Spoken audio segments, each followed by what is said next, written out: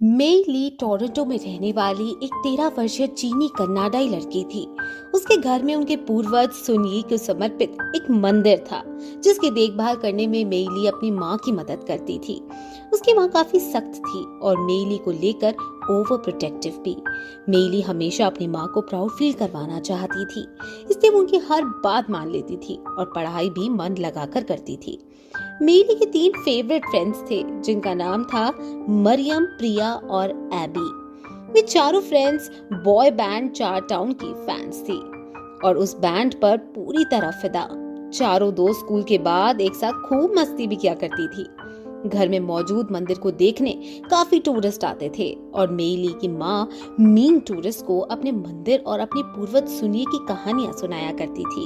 वो उन्हें बताती थी कि सुनिए ने अपनी सारी जिंदगी जानवरों की देखभाल में बिताई थी और खासकर पांडा से तो उन्हें खास लगाव था। पांडा ने उनके परिवार को सुख समृद्धि का वरदान दिया, जिससे उनका परिवार हमेशा खुशहाल रहा।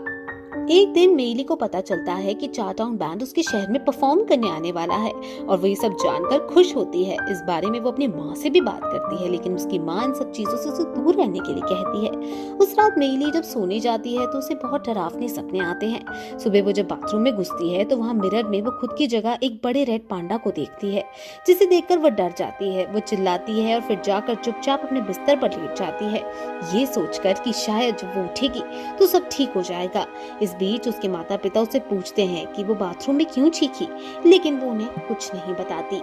थोड़ी देर शांत रहने के बाद वो वापस इंसान बन जाती है।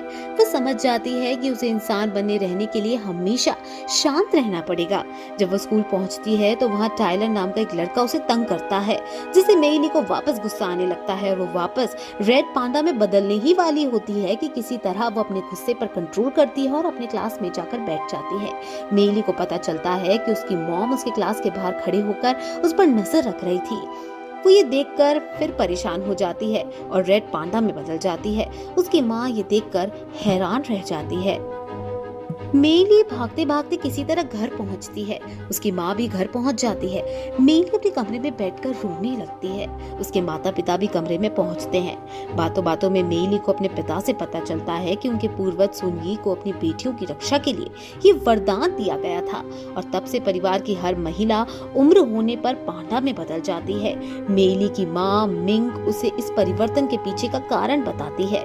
वो उसे बताती है कि उनके पूर्वज सुनयी ने अपने परिवार की रक्षा के लिए लाल पांडा में बदलने की शक्ति हासिल की थी। एक बार जब युद्ध के समय घर के सारे मर्द सरहद पर चले गए थे, तब खुद की और अपनी बेटियों की रक्षा करने की जिम्मेदारी उन पर आ पड़ी। एक रात रक्त पूर्णिमा को उन्हें वरदान हासिल हुआ कि वो अपने मन की शक्ति से खुद को किसी भी विशाल पशु में बदल सकती हैं। तब उन्होंने खुद को रेड पांडा में बदल लिया और अपने गांव और परिवार की रक्षा की। इसके बाद उन्होंने अपनी ये शक्तियां अपनी बेटियों को दे दी और इस तरह पीढ़ी दर पीढ़ी ये शक्तियां आगे चलती रहीं। लेकिन ये वरदान आधुनिक युग में असुविधाजनक और खतरनाक हो गया है, इसलिए इसे छुटकारा पाने का एक उपाय है। लाल पांडा की आत्मा को रेड मून की रात को एक पूजा द्वारा एक ताबीज में सिल लिया जाता है। उन्होंने खुद को भी इसी तरीके से रेड पांडा की आत्मा से मुक्त किया था। डैड मेली को बताते हैं कि अगले दिन रेड मून की रात है, जो कि 1 महीने के समय में पड़ने वाली थी। मेली का बेड एक अलग रूम में लगा दिया जाता है ताकि वो तोड़ फोड़ ना कर सके। अगली सुबह जब मेली उठती है तो वह और भी परेशान हो जाती है।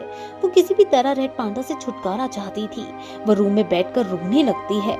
इतने में मेली के तीनों फ्रेंड्स उसके घर पहुंचती है और उस खिड़की के बाहर से ही बताती हैं कि चार टाउन उनके शहर आने वाले हैं। इतना सुनते ही मेली उन्हें उठकर रूम में अंदर ले आती है।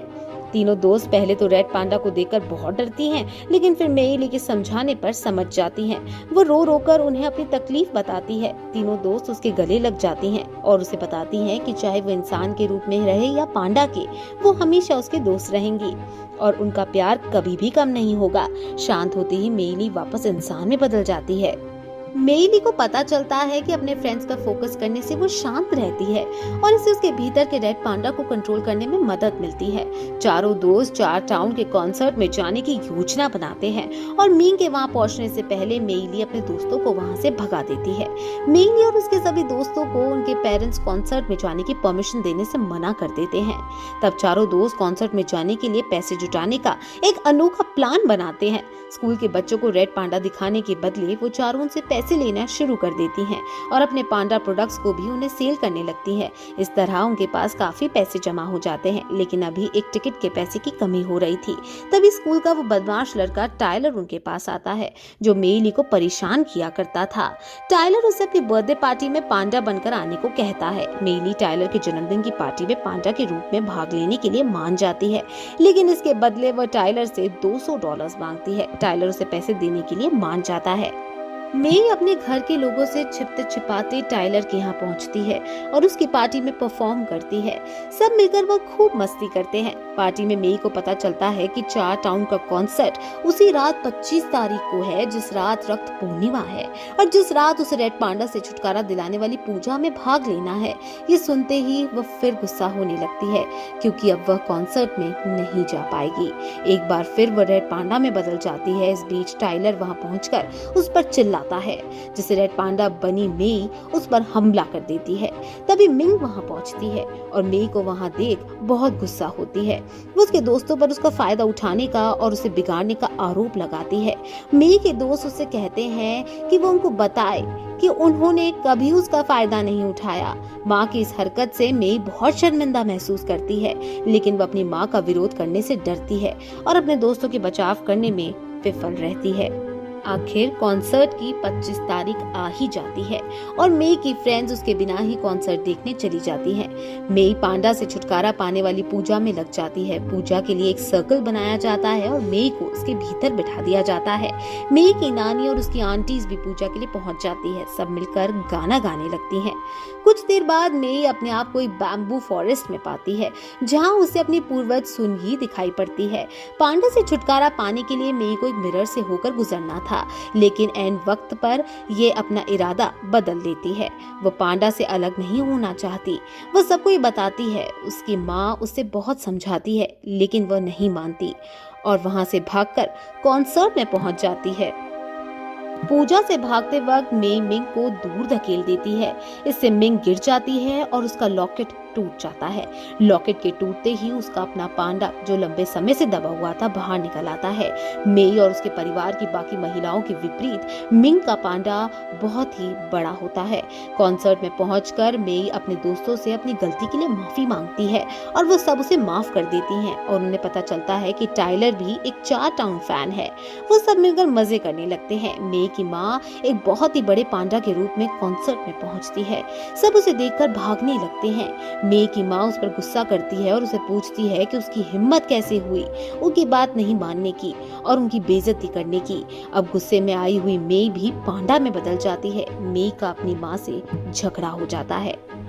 मेई के पिता, नानी और उसकी आंटीज सब वहां पहुंच जाते हैं। वे सब मिलकर फिर से एक सर्कल बनाते हैं और पूजा दोबारा शुरू करने की कोशिश करते हैं।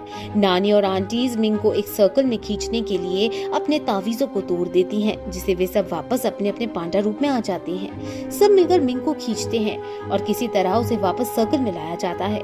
मेई के दोस्त और बाकी लोग पूजा के लिए गाना शुरू करते हैं। एक बार फिर मेई बैम्बू फॉरेस्ट में पहुंच जाती है। उसकी नानी और आंटीज भी वहीं थे, लेकिन उनके साथ एक और जवान लड़की भी थी। वो मिंग थी, जो कि एक टीनेजर के रूप में थी।